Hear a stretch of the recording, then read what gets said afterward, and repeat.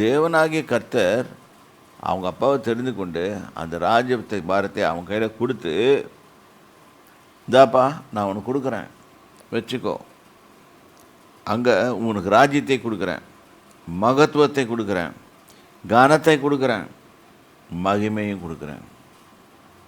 All things I am giving it to you. So உங்களுக்கும் இது வேணுமா? உங்கள் இப்போ ராஜ பதவியெல்லாம் யாருக்கும் கொடுக்க மாட்டார். இப்போ நம்மளுக்கு என்ன இது பண்ணுறாங்க, என்னென்ன வேணுமோ, இப்போ நம்மளுக்கு மகத்துவம் வேணுமா, கனம் வேணுமா, மகிமை வேணுமா, யார்கிட்ட வேணும்? யார்கிட்ட கேட்கணும்? தேவனாகிய கர்த்தர்கிட்ட கேட்கணும். சரி, பாடுங்க. அவருக்கு கொடுக்கப்பட்ட மகத்துவத்தினாலே சகல ஜனங்களும் ஜாதியாரும் பாஷைக்காரரும் அவருக்கு முன்பாக நடுங்கி பயந்திருந்தார்கள். இதுதான் நடக்கும். ஏனென்றால் அவ்வளோ பவர் கொடுக்குறாரு. அவன் கையை வச்சான்னா வெட்டிடுவான். அவன் சொல்கிறபடி செய்யலைன்னு சொன்னால் வெட்டிடுவான். படிங்கம்மா. அவர் தமக்கு சித்தமானவைகளை கொன்று போடுவார். பார்த்தீங்களா? நெக்ஸ்ட் வார்த்தையில் என்னச்சு? சித்தமானவங்களை கொண்டு போடுவான். இது ராஜாவுக்கு அட்மினிஸ்ட்ரேஷனுக்கு, எந்த கோர்ட்டும் எந்த இது சுப்ரீம் கோர்ட்டுக்கு அப்பீலுக்கெல்லாம் போக முடியாது. ராஜாங்கன்னா அப்படிதான். தமக்கு சித்தமானவனை உயிரோடே வைப்பார். தனக்கு இஷ்டமாக இருந்தால் வைப்பான், இல்லாட்டி கொண்டு போட்டு போயிட்டே இருப்பான். தமக்கு சித்தமானவனை உயர்த்துவார். தனக்கு சித்தமானவனை உயர்த்துவார். பார்த்தீங்களா? ஒரு ராஜாவுடைய மேன்மை மகிமை எல்லாம் எப்படி வருதுன்னா, அவன் இஷ்டத்தை செய்வான். அவன் ராஜ்யபாரம் அவன் கையில் வந்தவுடனே அவன் ராஜாவின் கண்களின் தயவு கிடைத்ததேன்னு பாடுவோம். என்ன தயவு கிடைச்சிச்சுன்னா தூக்கி மேலே வைப்பான். அந்த காலத்தில் தமிழ்நாட்டிலே இது மாதிரி ராஜாக்கள் இருந்தாங்க. தன்னை புகழ்ந்து ஒரு பாட்டல் ஒரு புலவர் பாடிட்டார்னா அவருக்கு தங்கம் போட்டு கொடுத்துருவாங்க. அவன் ஏதாவது திட்டி சொல்லிட்டான்னா அவன் கழுத்தை வெட்டி விட்டுருவானுங்க. இது நம்ம ஊர்லேயே இருந்தது. அவன் போகிறதுக்குள்ளே பிடிச்சி அவனை காடி பண்ணுவானுங்க. இப்போ இந்த எல்லா ராஜாக்களுக்கும் அப்படி தான் இருந்துச்சு, அதிகாரம் இருந்துச்சு. தமக்கு சித்தமானவனை தாழ்த்துவார்.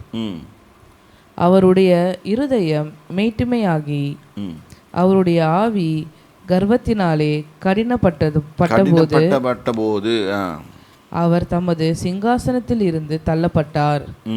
அவருடைய மகிமை அவரை விட்டு அகன்று போயிற்று. அவர் மனுஷரினின்று தள்ளப்பட்டார். அவருடைய இருதயம் மிருகங்களுடைய இருதயம் போலாயிற்று. அனிமல்ஸ் மாதிரி ஆயிடுறான். காட்டு கழுதுகளோட சஞ்சரித்தார். அவருக்கு ஃப்ரெண்ட்ஷிப் எல்லாம் இப்போ ஃப்ரெண்டு எல்லாம் யார்? காட்டு கழுது. நம்மெல்லாம் மனுஷங்களோடு தான் இருப்போம். அவர் காட்டு கழுதைகளோட ஃப்ரெண்டாக இருக்கார். அதுங்களுக்கு பேர் சொல்லி கூப்பிட்டுருப்பான், சொல்ல முடியாது. உன்னதமான தேவன் மனுஷரின் ராஜ்யத்தில் ஆளுகை செய்து.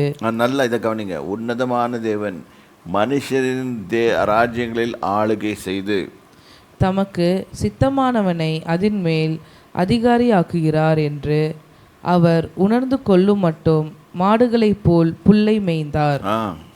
அவருடைய சரீரம் ஆகாயத்து பனியிலே நனைந்தது. இது ஏன் படிக்கிறோம் என்றால், ஒரு ஆடை தூக்கி ராஜாவாக வைக்கிறதும் அதிகாரியாக வைக்கிறதும் பிரைம் மினிஸ்டராகவும் பிரசிடெண்ட்டாகவும் இல்லாட்டி எதாக வைக்கிறது யார்? கர்த்தர். நீங்கள் எலெக்ஷன் மிஷினில் ஓட்டு போட்டு வரல. இது நம்ம சும்மா ஒரு இதுக்கு காமெடிக்காக அதான் நம்மளே சொல்லிடுறோம், எலெக்ஷன் மிஷினை ரீக் பண்ணிட்டாங்கன்ட்டு. கர்த்தர் யார் வரணும்னு வச்சுருந்தாரோ அவங்க வருவாங்க. உங்களுக்கு இது புரியலன்னா இன்னொன்று நடுக்கிறேன். இந்த பூமி மேலில் இருக்கிற 2 உலகத்தால் ஆட்டுவிக்கப்படுகிறது. Spirit world. ஒன்று தேவனாகி கர்த்தர், இன்னொன்று பிசாசு. இந்த ஸ்பிரிட் வேர்ல்டு தான் கண்ட்ரோல் பண்ணுது. அப்போ நம்ம யாரோட சேர்றோன்றதை பொறுத்து இருக்குது. நான் தேவனோட சேர்ந்துருந்தோம்னா நமக்கு வெற்றி பெறும். பிசாசோட தந்தால் வெற்றி கிடைக்கிற மாதிரி இருக்கும், கொண்டு போய் சாட்சி விட்டுட்டு வந்துடுவான். நல்லா உதவி செய்கிற மாதிரி செய்வான், அப்புறம் வச்சு சேர்த்துறான், பாம்பு போடுவான், கதை முடிக்கிறோம். அதுக்காக தான் இவ்வளோ சொல்கிறேன், நல்லா புரிஞ்சுக்கோங்க. ஒரு ராஜா ஒரு ராஜபாரத்தையும் ஒரு ராஜாவையும் கொண்டாந்து வைக்கிறது யார்? கர்த்தர். நீங்கள் கூட இப்போ பார்த்தீங்கன்னா எல்லா இடத்துலையும் ஒரு ரைட் விங் கவர்மெண்ட்டாக வரும். ஏனென்றால் கர்த்தருக்கு இந்த சமயத்தில் ரைட் விங் கவர்மெண்ட் தேவைப்படுது. இப்போ கூட ஜெர்மனியில் எலெக்ஷன் வந்தது, ரைட் விங் கவர்மெண்ட் வந்துச்சு. லெஃப்ட் விங் கவர்மெண்ட் தோற்று போச்சு. லெஃப்ட் சென்டர் லெட்டர் என்னமோலாம் சொல்லுவானுங்க, அவனுக்கு என்ன வேணால் சொல்லிட்டு போட்டோம். கர்த்தர் கொண்டு வந்து வச்சுட்டாரு. ஒவ்வொரு இடத்துலையும் ஒவ்வொரு வாழ வைக்கிறாரு.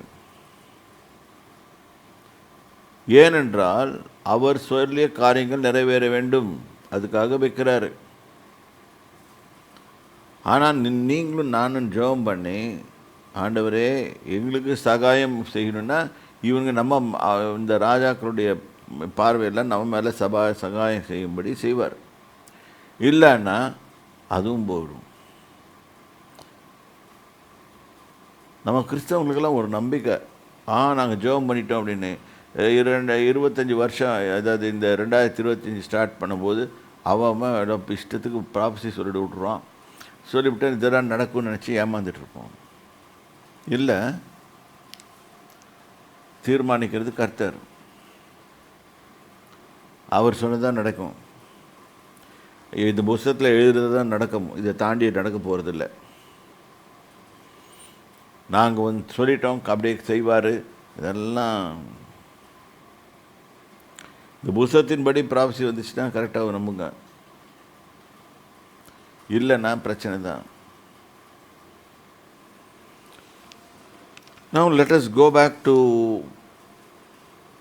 Daniel chapter 2.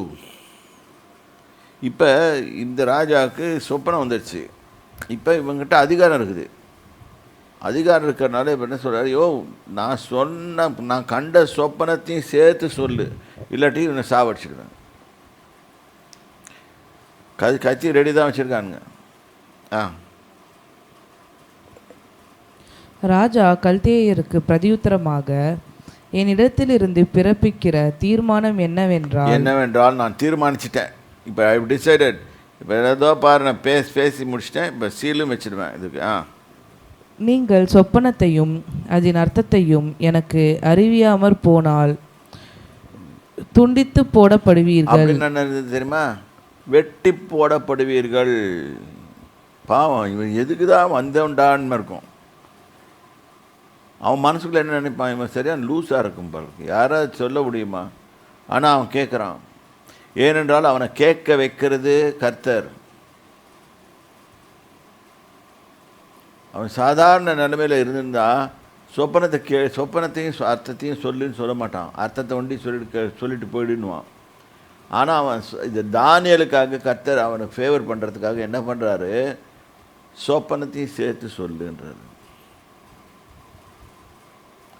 இது கர்த்தருடைய வேலை. இது யாருக்கும் புரியாது. அதனால தான் சொல்கிறாரு, ஒரு தமக்கு சித்தமானவனை கர்த்தர் வைக்கிறார்.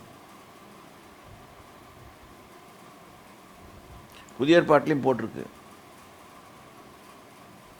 பூமியில் உள்ள ராஜாக்களுக்கும் எல்லாருக்காகவும் அதிபதிகளுக்காகவும் ஜெபம் பண்ணுங்கள். நீங்கள் சமாதானமாக இருக்க வேண்டும் என்றால் அவர்களுக்காக ஜெபம் பண்ணுங்கள், இல்லாட்டி பிரச்சனை தான் வரும். இப்போ தேவஜனமே நம்ம யோசனை பண்ணோம். Authority comes from God. He gives the authority to some man. We have to obey the government found by the man. If we don't obey the government, then we'll get caught. அத்தாரிட்டிக்கு கீழ்ப்படியணும். இது கர்த்தருடைய நியமனம். இல்லை, நான் அதெல்லாம் செய்ய மாட்டேன், நான் ஊழியக்காரன்னு சொன்னால் கொண்டு போய் உள்ளே வச்சிருவான்.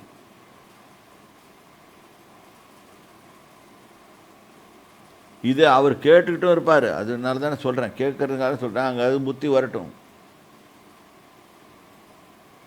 ஏன் இதெல்லாம் சொல்கிறேன்னா, நம்ம ஜனங்களுக்கு புத்தி வரணும். ஏன்னா இவங்க நினச்சிக்கிறாங்க தான் சுப்பீரியர், சூப்பர் நேச்சுரல் அப்படின்லாம் நினச்சிக்கிறாங்க. அதெல்லாம் ஒன்றும் கிடையாது. உங்களுக்கு அந்த லெவல்லாம் வரத்துக்கு ரொம்ப நேரம் ஆகும்.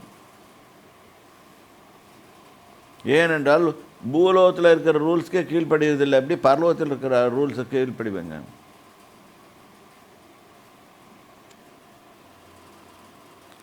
இப்போ பாருங்கள், பரிதாபமான நிலைமை. எல்லாரும் தலை போச்சு. இப்படி தான் ராஜாவின் ஆர்டர் வந்துச்சு. சரி, நேரம் அதிகமாகிவிட்டது, முடிக்கிறோம். நாளைக்கு கண்டினியூ பண்ணலாம். கர்த்தர் உங்களை ஆசீர்வதிப்பாராக. கர்த்தருடைய நாமத்துக்கு ஸ்தோத்திரம். இதை கேட்டுக்கொண்டிருக்க ஒவ்வொருவரும் யோசனை பண்ணுங்கள். உங்களுக்கான மேலான அதிகாரம் கர்த்தரிடத்தில் இருக்கிறது. அவர் தான் ஆட்சி செய்கிறார். நீங்கள் லோக்கலில் யாரும் ஆட்சி செய்ய வைக்கிறதும் கர்த்தர் தான். அதை அறிஞ்சிக்கோங்க. உங்கள் விண்ணப்பங்களையும் உங்கள் வேண்டுதலையும் கர்த்தருக்கு தெரியப்படுத்துங்கள். அப்போது எல்லா புத்திக்கும் மேலான தேவ சமாதானம் வந்து உங்கள் இருதயங்களையும் உங்கள் சிந்தனைகளையும் கிறிஸ்து இயேசுக்குள்ளாக பாதுகாத்துக்கொள்ளும். பிலிப்பியில் போடப்பட்டிருக்குது. ஆகவே நம்ம கர்த்தருக்கு கீழ்ப்படியத்தை முதலிடமாக வச்சு பார்க்கணும். கர்த்தராகிய ஆண்டவர் தாமே உங்களை ஆசீர்வதிப்பராக. கர்த்தருடைய நாமத்துக்கு ஸ்தோத்திரம். ஜெபிச்சு முடிக்கலாம்.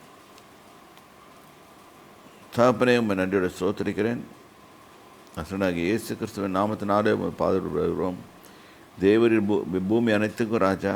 அது மட்டுமல்லாமல் வானங்களும் பூமிகளும் எல்லாவற்றையும் சர்வலோகத்தையும் படைத்தவர் நீர்.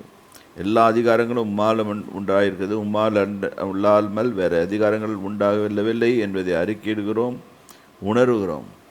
கர்த்தாவே, தேவரீர் எங்களை ஆசீர்வதித்து வழிநடத்தும். எங்கள் காரியங்கள் எல்லாம் உம்மிடத்தில் வைக்கிறோம். தேவனிடத்தில் விசுவாசம் உள்ளவர்களாக இருங்கள் என்று இயேசு சொன்னார். அதன்படி நாங்கள் உம்மிடத்தில் விசுவாசமாக இருக்க எங்களுக்கு கிருபை தாரும். இயேசுவின் பேரிலும் எங்கள் விசுவாசத்தை வைக்க கர்த்தாவே, எங்களுடைய காரியங்களை நாங்கள் நடப்பித்து கொள்ள, வெற்றிகரமாக நடப்பித்து கொள்ள எங்களுக்கு கிருபை தாருங்க. எங்களுக்கு ஞானத்தை தாருங்க. ஆசீர்வதிங்க. இயேசு கிறிஸ்துவின் நாமத்தினாலே. ஆமென்.